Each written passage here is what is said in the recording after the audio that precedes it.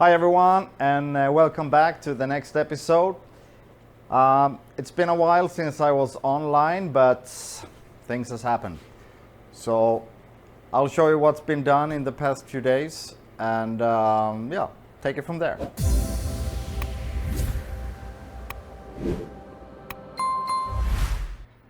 So while we're at it, we might as well put the horns in place. This is aftermarket horns, and still they do the same job and they sound the same.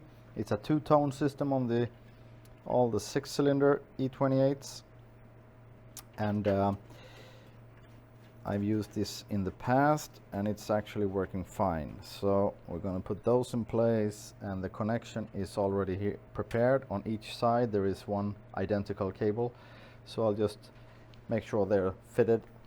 So both the horns are in place, the wiring is done, the power steering fluid radiator is in place, tightened up, and everything is ready to be like hidden away.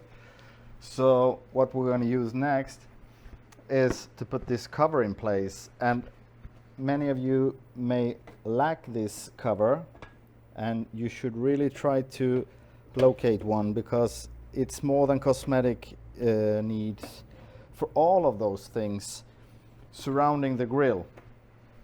Even inside, if you look on the grills itself, on the back side of them you have this like a wing. It's actually doing like that it's guiding the air through the radiator and the AC condenser to make sure the air is not disappearing somewhere. So this one is very critical, as well as the big plastic sheet you have under the engine, like covering the under tray, because that one creates a vacuum ejector effect. When air is passing under the car, it sucks air down underneath the car, which means you're sucking air through the radiator parts, so you get like a domino effect of all those kind of things in the airflow phenomena. And many people, first time they change their oil or do something, they remove this plastic sheet under the engine and never put it back. And then I see in forums and everything, everybody's complaining about the E28 radiators. They do so poor cooling off effect and everything, but it's actually themselves many times that they remove all the inventions BMW did once in the day to make sure that the radiator effect was enough. So put everything back and you will see you have no cooling off problems at all. It's doing the job perfectly with the radiators, which are stock, trust me. Like I was talking about before regarding the cover for the radiator, to make sure you don't get air escaping that way, it's just as important to put this insulation. It's like a seal you put on top of the hood over here from side to side, and when you then close the hood, it will squeeze along this line here, creating a tight seal so the air cannot slip through between the frame and the hood, forcing the air to only take the available way in, and that is through the grille and through the radiator. So that is one part of making the original cooling actually quite efficient, instead of complaining about the original setup and everything. And not only this, I was also saying the under tray, we have a brand new one here. This is the one that goes underneath the engine, and it's a new old stock I had lying around, and it will be fitted underneath the engine once it's in place, and it will create the ejector effect. So when you're running the car, air will slide through underneath the car, suck air through the grille, and you will have even more efficiency in the original radiator. So that's coming on later on, but we need to get the engine in place first.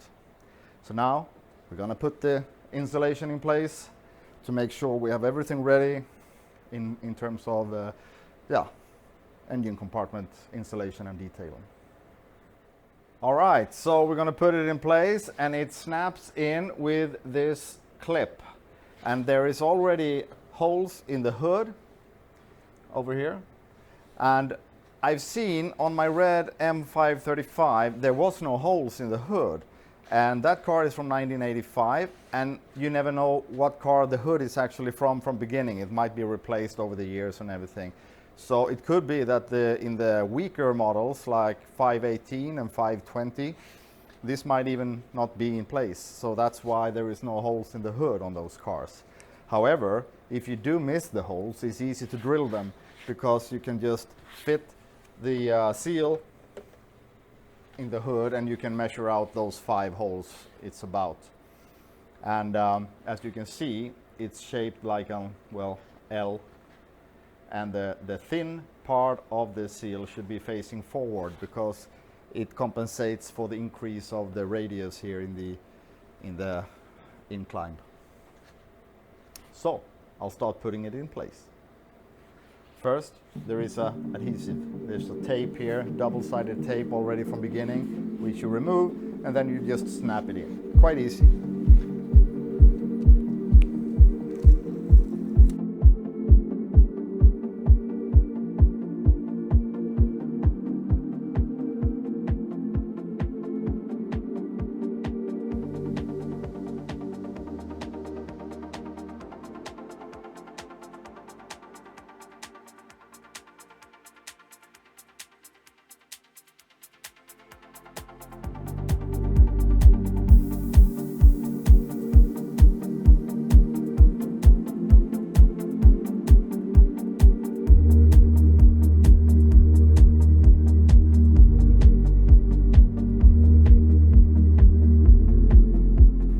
Okay, like that. Now it's in place, and if we will try to close the hood right now, it will seal perfectly to this this higher line of metal in the back of the front frame.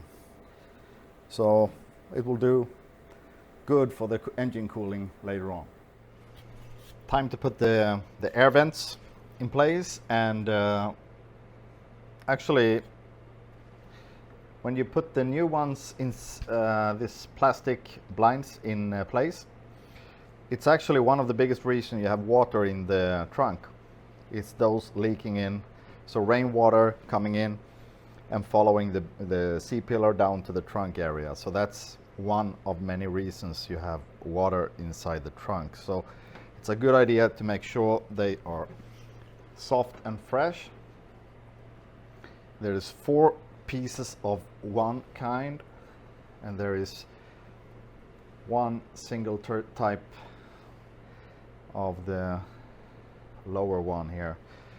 So that's the numbers you're gonna aim for. And you have the gasket.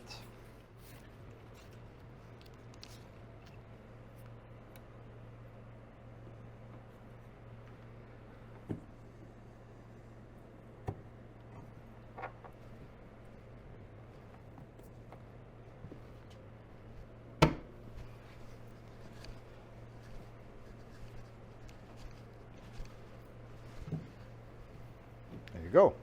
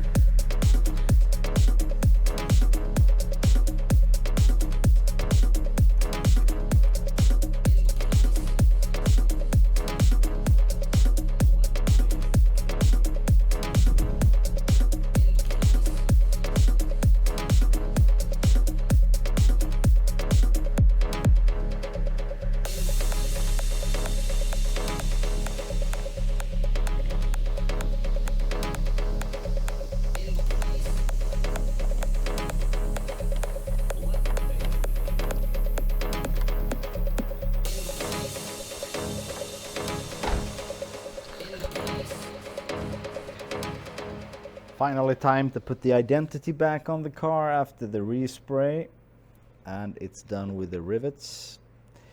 Of course, it's color matching rivets in black. What else would be suitable, you think? Like that.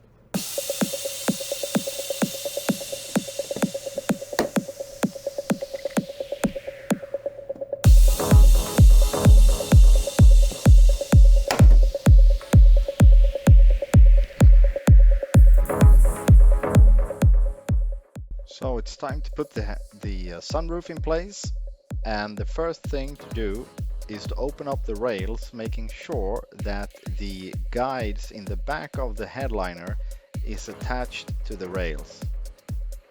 So that's what we're doing right now.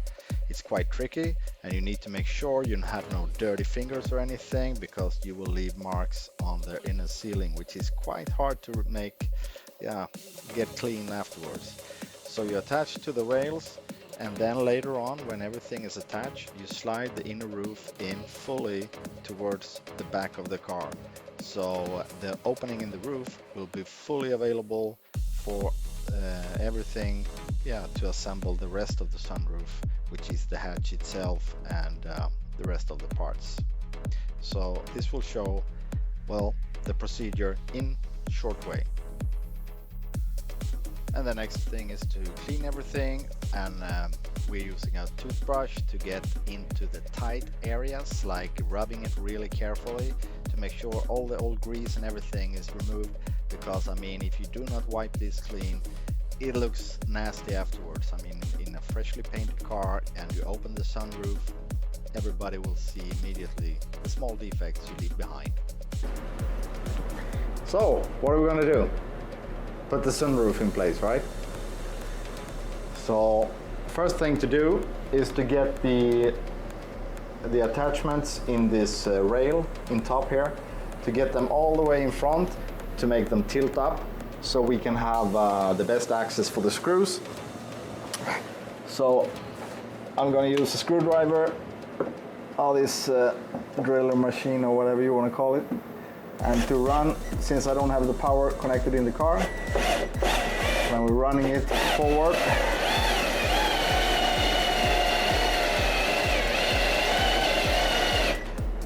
all the way in front. So now the attachments are raised up. We have the 3 holes, the screw holes. So we're gonna put the sunroof in place. Gonna put some oil inside first.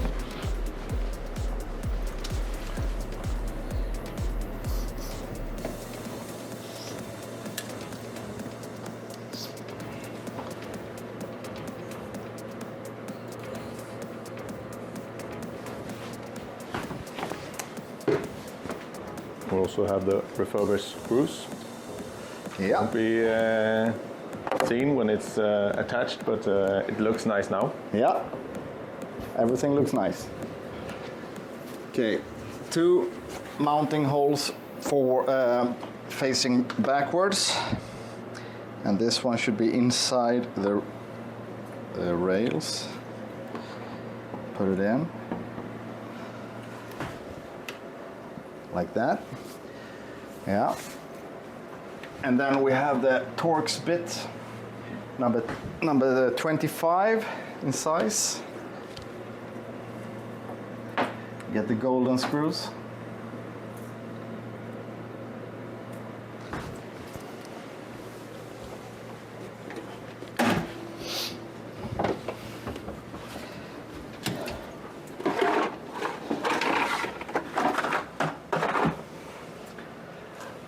So then we can see them on the inside here. It's always tricky not to drop them down.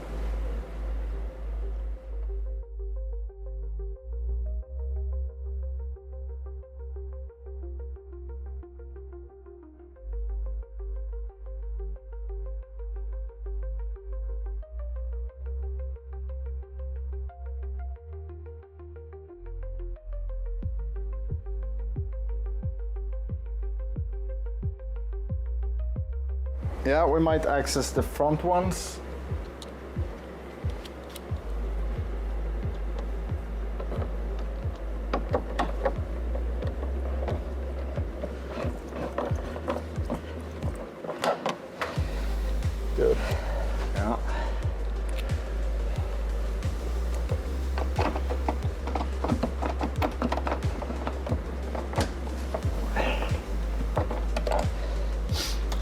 Starting to come together. Yeah, it's coming together. And now the thing is, before doing anything else, we're gonna pull it up again, like that. We're gonna pull out the inner roof, this one, pull it out, because it locks in these holes here in the front with the clamps. It's like you can see those pointy things.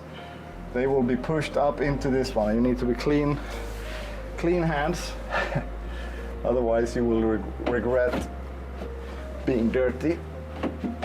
Okay, so now we have the sunroof aligned perfectly with the roof, as well as we think at least.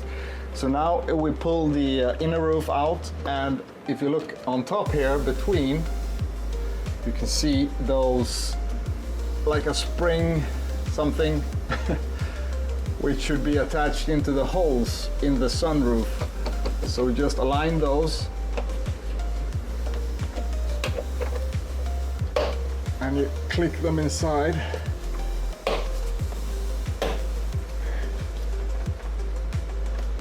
Make sure you have them in the right position. Like that.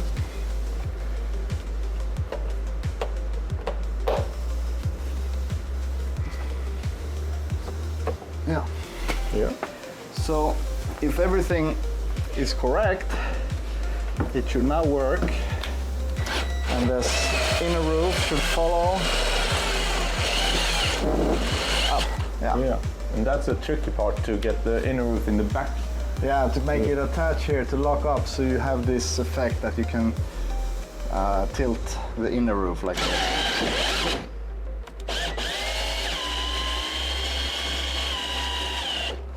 Yeah.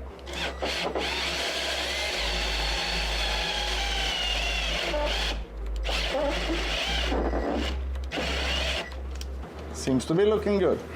Yeah, it's ready for some sunny days in the summer in Sweden. Yeah.